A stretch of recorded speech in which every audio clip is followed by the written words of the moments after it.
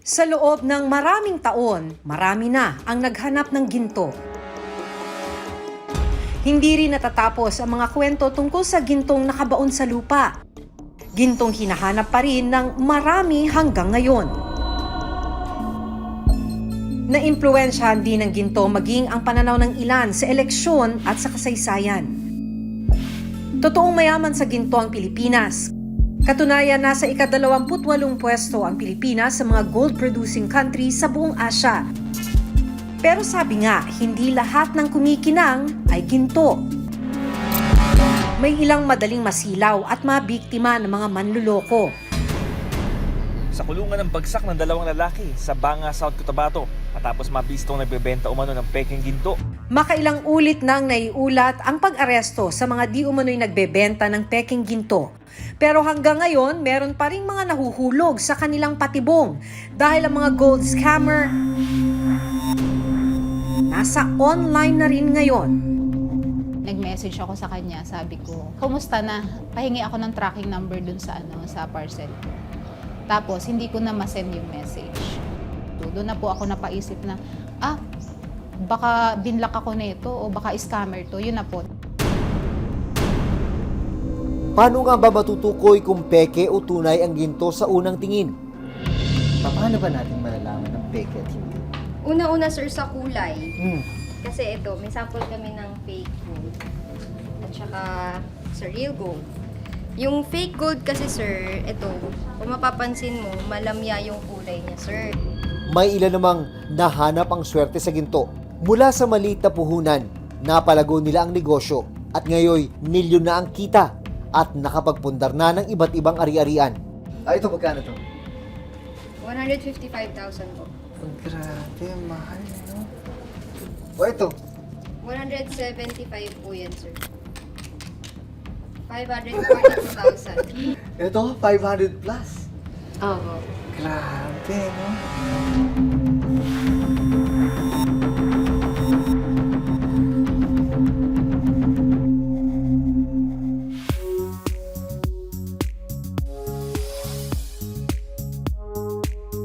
May mga lehitimong negosyante na nahanap ang swerte sa pagbibenta ng ginto.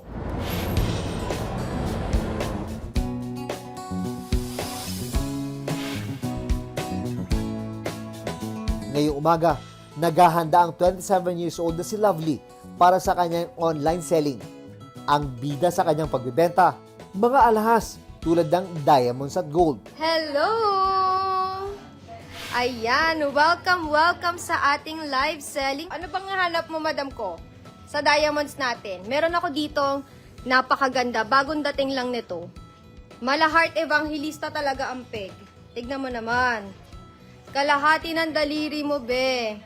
Tignan nyo mabuti mga sis kung gaano kaganda. Katulong ni Lovely sa selling ang kanyang nakababatang kapatid na si Jennifer, 25 years old. Wala pang isang oras, halos mga lahati na ang binebentang alahas ni Lovely. Goodbye na po mga sisi ko ha, mag-end live na po ako. Thank you so much po for watching. Nandito kami ngayon sa isang kilalang jewelry shop dito sa Makati City. Nasa 5 taon na ang ganitong klaseng negosyo. Ang may-ari, si Jen, saka si Lovely, magkapatid po sila. Kwento ng magkapatid, 2018 na magsimula sila sa pagbibenta ng ginto. Ang una raw nilang ibinenta, isang pirasong gold necklace. Pinaikot daw nila ang tubong kinita at bumili ng bagong alahas. Dito na unti-unting dumami ang kanilang kliyente. Ang gaganda naman ng alahas nyo dyan. Ano ba pinakamahal dyan? Ito po. Necklace. Necklace po. Gano'ng kabigat to? 175 grams po. Ito yung bracelet niya, nasa 50 grams. Terno dapat yan? Terno dapat Mas sir. maganda. Pero pwedeng pero pwedeng benta na, magkahiwalay. Opo, pwede po. Tapos ito, magkano to? 155,000 po. Ang grabe, mahal, no? O ito, 542,000.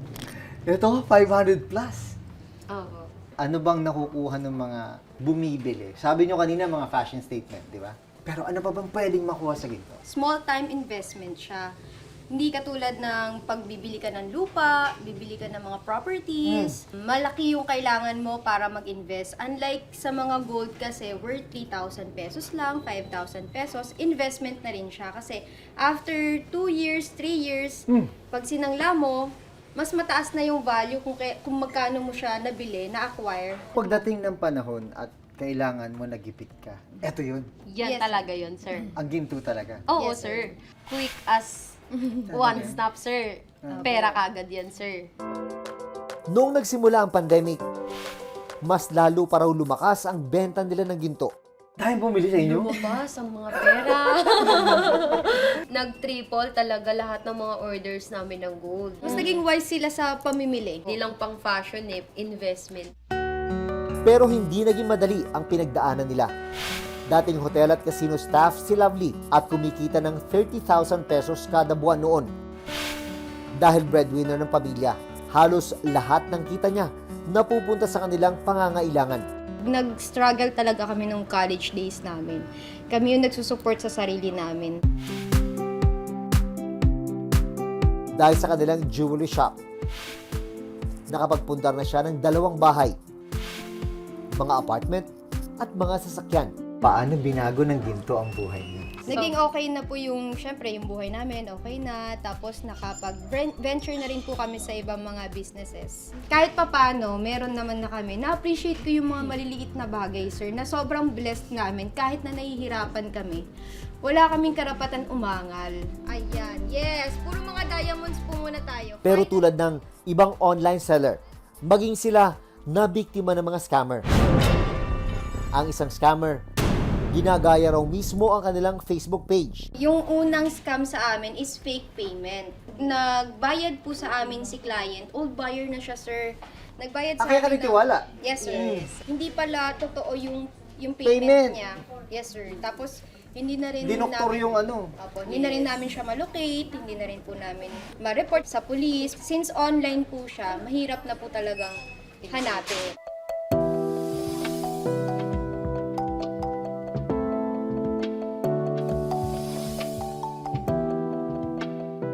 Bukod sa paninigurong lihitimo ang online seller, mahalaga rin malaman kung peke o tunay ang gintong ibinibenta. Matutukoy ba ang pagkakaiba?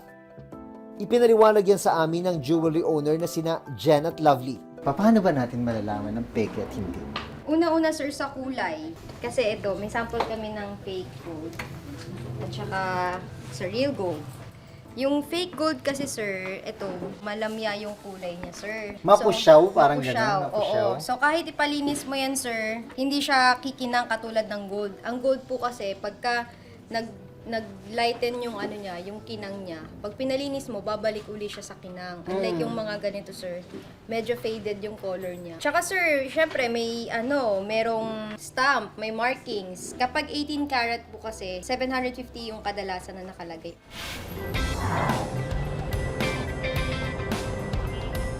Gaya ni Lovely, malaki rin ang naitulong ng ginto para mabago ang buhay ni Genevieve Peñafiel Perez. Customized gold accessories ang bestseller niya.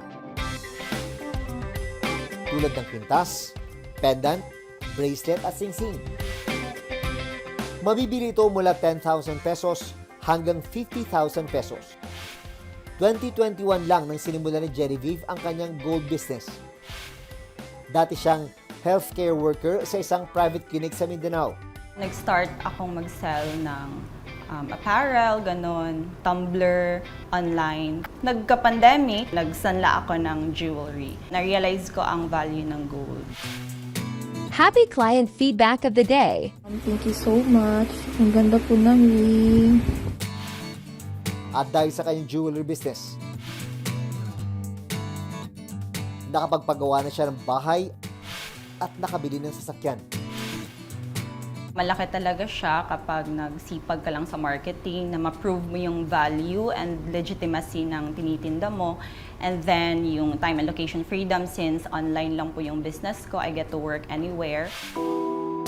Pero pag-aalala niya ngayon, dahil sa talamak na scam online, apektado ang mga kagaya niyang legit ang negosyo.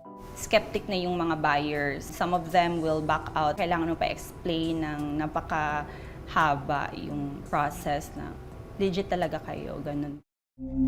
Mula sa mga sinuwerte, may iba naman nagkakalat ng malas, pero hindi sila nakaligtas.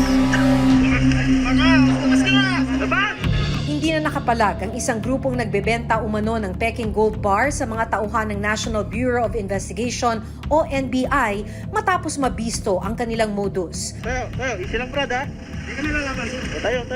Na-recover sa grupo ang isang Peking Gold Bar at isang Peking tipak ng ginto sa entrapment operation sa Rizal. Ayon sa NBI, inaalok ng mga suspect ang ginto online at sasabihing mula ito sa minahan sa Mindanao. Para makumbinse, unang magpapakita raw ng totoong gold powder ang grupo. Pero kalaunan, peke pa lang ibibigay nila sa kliyente. Noong 2020, ang isang gold trader natangayan ng 5.75 million pesos ng isang supplier na scammer pala. Sa pagsisiyasat ng Reporter's Notebook sa ilang online pages, ilang biktima ng gold scammer ang aming nahanap. Dahil sa taas ng value ng ginto, marami ang nahuhumaling dito. At kapag may nag-alok ng ginto, lalo na't sa murang halaga, sino nga ba ang hindi kakagat? 2020 na magka-interes sa ginto si Russell Recla, 30 years old. Ang diskarte ni Russell, bibili ng gintong alahas sa supplier at pagkatapos ay ibibenta online. Nakahanap nga ako ng legitimate supplier noon. Nagpo-post ako, tapos nagpapautang lang rin sa mga kakilala.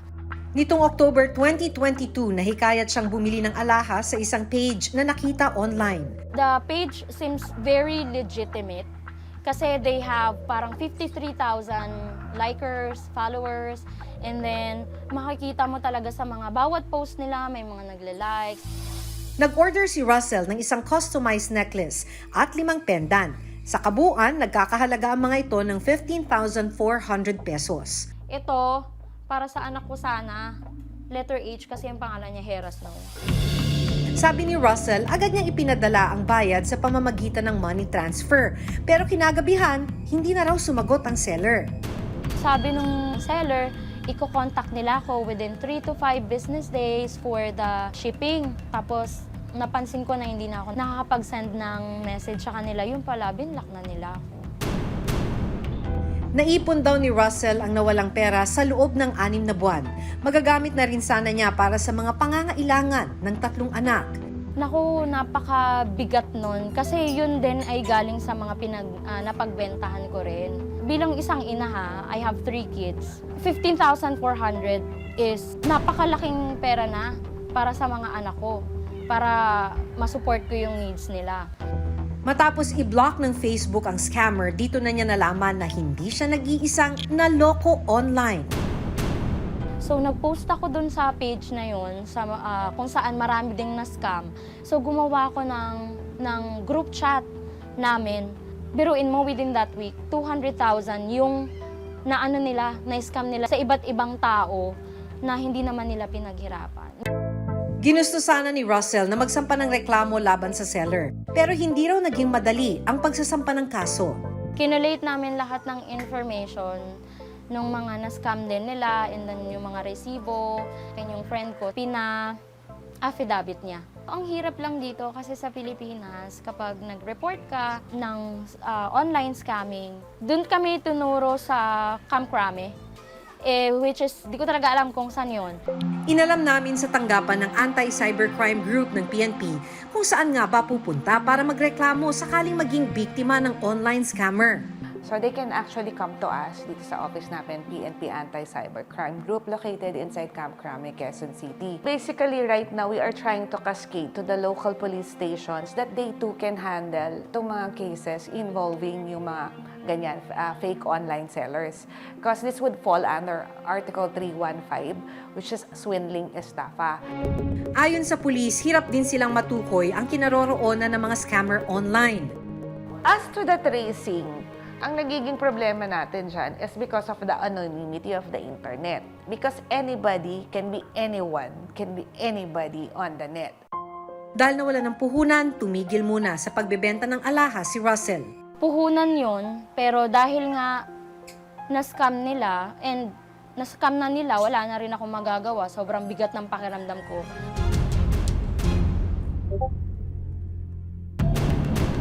Tulad ni Russell, makaraang magbayad ni Shemin sa pamamagitan ng money transfer, hindi na raw makontak ang seller. Nag-message ako sa kanya, sabi ko, kumusta na? Pahingi ako ng tracking number dun sa sa parcel. Tapos hindi ko na ma-send yung message.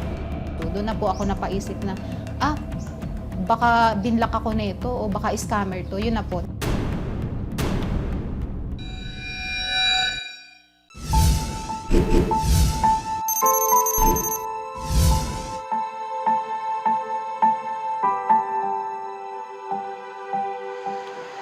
Taong 2020 nang mahilig ding bumili ng gintong alahas si Shemaine Cosare, 33 years old. Bumibili raw siya ng ginto bilang personal investment. Sabi nga nila, pagdating ng panahon, lumalaki yung value ng gold.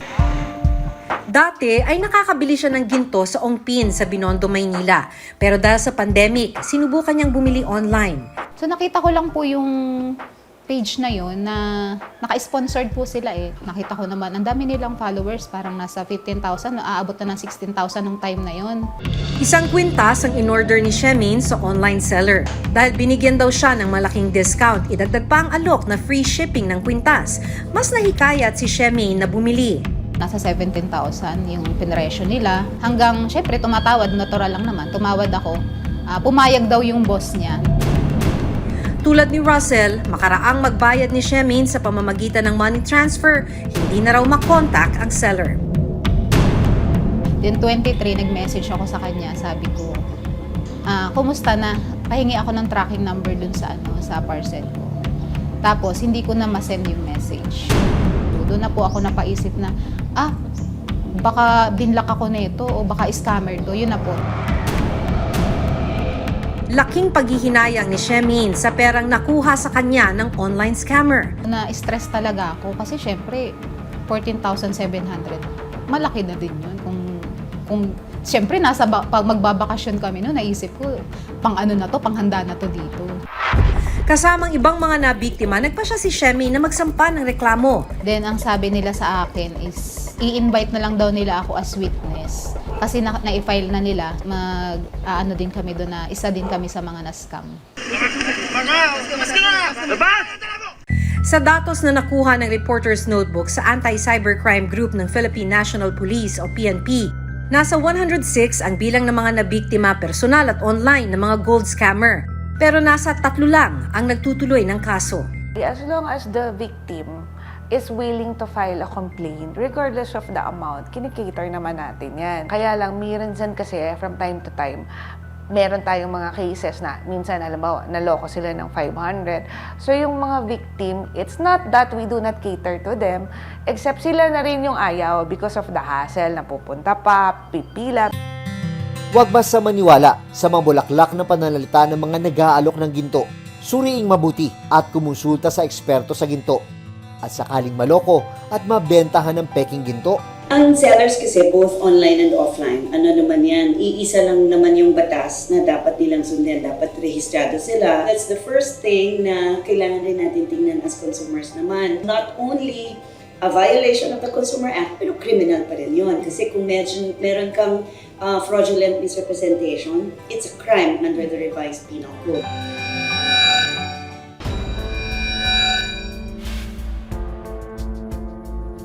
Totoong madaling makasilaw ang ginto, pero kung hindi mag-iingat, mas madali rin tayong maluloko. Kilatising mabuti ang mga nakakatransaksyon, mapapersonal man o online. Para hindi magsisi sa huli at maging tanso pa ang dapat sana ay ginto. Ako si Jun Veneracion. Ako si Maki Pulido. At ito ang Reporter's Notebook.